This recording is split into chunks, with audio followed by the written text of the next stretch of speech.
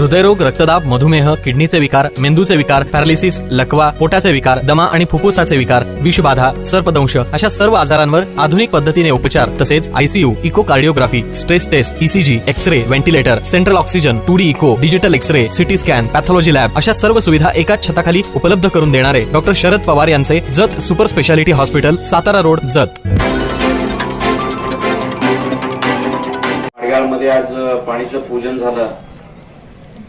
आज विठ्ठल बापूंनी अतिशय विस्ताराने सांगितलेले आहे. तुकाराम बाबा देखील तालुक्याची परिस्थिती, तलावाचे दुष्काळ या विषयाबद्दल अतिशय विस्ताराने सांगितलेले आहेत. सचिन पवार साहेब टेक्निकली पाण्याची किती क्षमता आहे काय याबद्दल सांगितलेलं आहे आणि संयोजकांनी वेळ कमी आहे म्हणून सांगितलेलं आहे.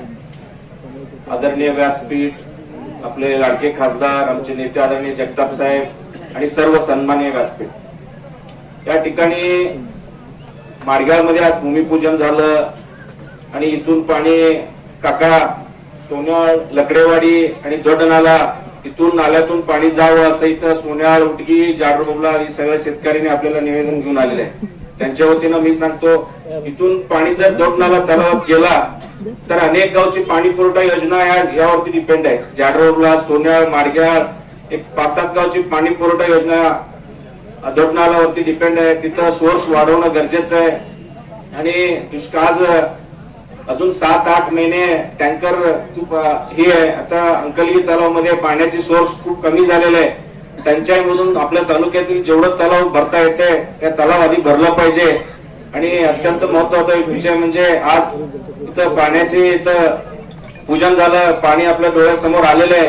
हे आवर्तन थोडस अजून 1 महिनाभर आवर्तन वाढवावं अशी एक विनंती आहे. आणि दुसरं एक काम माडगाव मध्ये आज ग्रामपंचायतीचं इमारतीचं भूमिपूजन झालं. खरं कौतुक म्हणजे माडगाव मध्ये आपले लिंबाजी माळी चौकर असतील, महादेव माळी असतील, या ठिकाणी माडगाव मध्ये सुसज्ज ग्रामपंचायतीचा इमारत नव्हता.